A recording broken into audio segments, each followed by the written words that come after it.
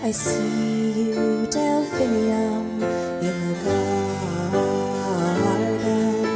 In spring, your blooms begin to climb. Come summer, you wither beneath the maple vine. Since you don't belong here, miss the fir and the pine.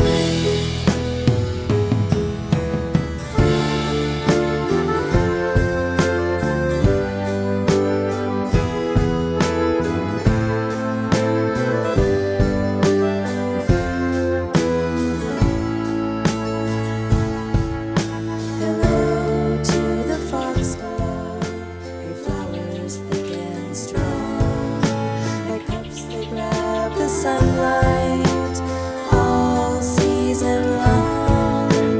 You have come from elsewhere, but wild you've become. On fringes of our forests, you found yourself a home.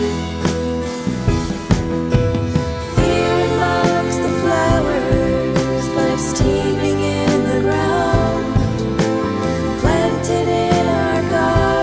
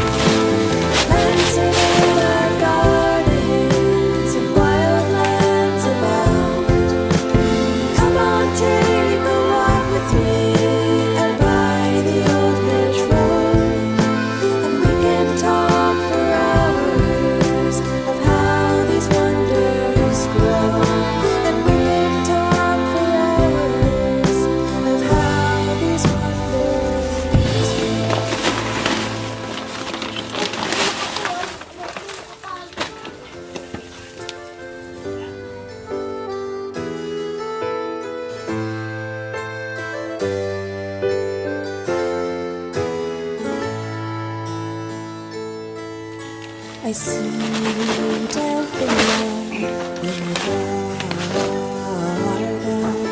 In spring, your blooms begin to climb. Na-harvest ko ng aking luya.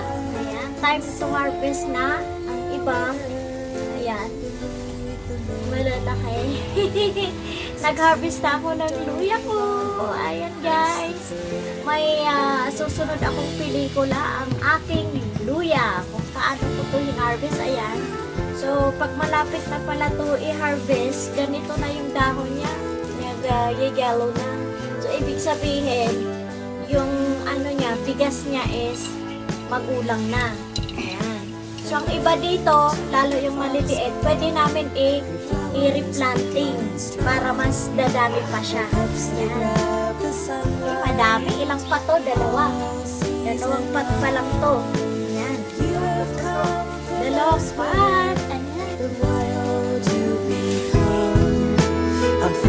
So, ito pwede to i-replant. Pag ganito pag ganito pa sila kaliit, pwede namin i-replant. Pwede lang ginagawa namin. Para mas dadami ang aking luya. Ayan. Napakamahal ng luya ngayon. Nakita nyo ito? Ayan. ganitong kalaki lang eh 30 pesos na ngayon. Ito. So, kaya mas maganda yung may survival garden tayo. Ito yung kahalagahan ng kahit maliit na backyard ay may tanim tayo. Kasi especially itong luya, gusto ko to pag nagluluto ako. Naglalagay talaga ako ng luya kasi isa ito sa mga ginagamit natin sa pagluto pangpaalis ng lansa lalo sa mga isda at karne. Then ito din ay mabisang gamot din ito lalo pag may ubo-ubo, lagnat, inom ka lang nito, lagain mo lang luya, sabayan mo ng dahon ng lemongrass. Yan, the best. Kuha pa tayo ng ba?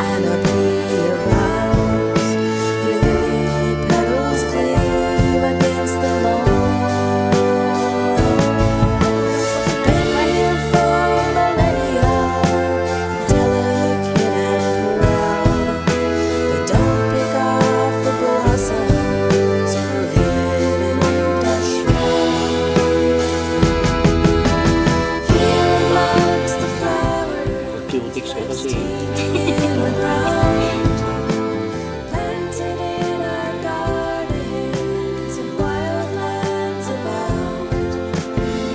Maliliit nga sa gaya ng sabi ko dahil sa paso lang siya nakatanim. So itong mga ganito na maliliit, pwede namin ito i-transplant. Ayan, ilalagay ulit yun sa paso para may next generation siya na mai-harvest kami. Ito laki. Oh. So ito yun ang luya namin. Oh.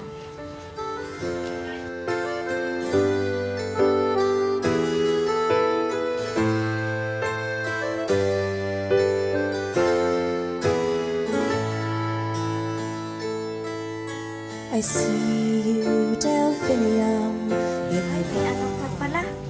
Oh, may kasabay pang, ito yung insulin plant pala. Ano to?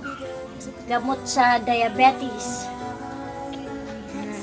So, itong maliliit, ayan, pwede natin ulit itanim sa isang paso ulit para dadami siya, para may susunod tayong aanihin.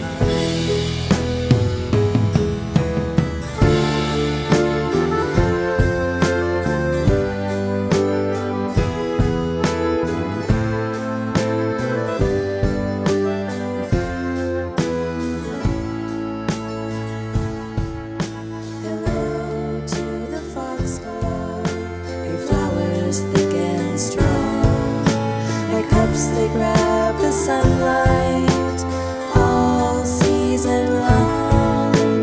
You have come from elsewhere. Ito naman, naghalo yung luya at saka yung turmeric. Tumubo yung turmeric, tumubo rin doon yung luya. Ayan. Halos parehas naman, sabay naman silang nagmamature. Flowers, life steaming in the ground. Wow! Ano pala to eh? Ayan o, turmeric. Turmeric tsaka white turmeric. Ayun o, man. Ayan o, Luya lang. luya ito. Tapos may turmeric siya na nakasabay. Yan. Ito naman yung turmeric. Dilaw ang kulay niya. Yan. Pag balatan mo siya, dilaw ang kulay. Yan. Turmeric. At saka yung amoy niya, talagang Talagang kakaiba. aroma Halos niya. parang family ng ito, luya. Madaling padamihin ito, kaya lang it takes time. Dali isa yata o dalawa beses sa isang taon mag-anin ito. Pero it takes mga 8 to 9 months bago siya anihin. So sa loob ng isang taon halos yun mo siya anihin. Yan. Kaya kung magtanim ka, gusto mong maramihan, dapat mas marami yung tanim para mas marami kang ani. Ito patubo lang namin kasi ito parang mother plant siya para hindi siya mawala. At least pag dumami na ito, mas marami na to eh. Pag itinanim ito, mas maraming pasok, mas marami yung produkto niya, yung bigas niya. Yan, turmeric ito. Ganito ang kulay ng dahon pag gusto mo nang anihin. Halos nag-yellow na parang palay. Yan, mature na siya. Ito paso lang kasi, pero pag direct planted ito hindi siya sa paso. Yung mga roots kasi niya talagang nakaka-creep sila, nakakahanap sila ng talagang yung pagkain nila, yung mga nutrients, nakahanap sila ng nutrients pag direct planted siya. Kaya mas malalaki yung bigas, mas malalaki, mas madami. Dito pag kinulang na yung nutrients dun sa lata, dun sa paso, wala na, parang limitado yung anong kinakain niyang nutrients sa lupa. Yan. Panay hay cháy bừng, hãy đốt lên ngọn lửa ngày mai. Bạn ơi, đứng lên nào, mặc những trong gai phủ đầy, ta vẫn bay lên. Ta vẫn bay lên.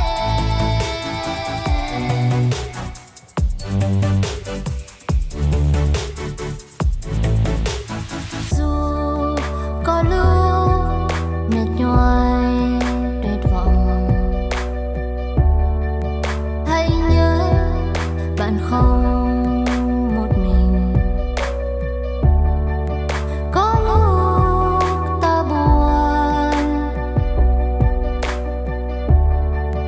đã có mình ở đây bên bạn. Hãy cháy bừng, hãy đốt lên ngọn lửa ngày mai.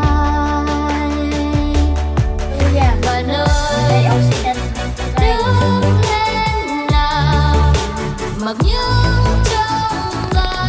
Malabat. Kaya pag December, medyo expensive ang kilo nito. Ta vẫn bay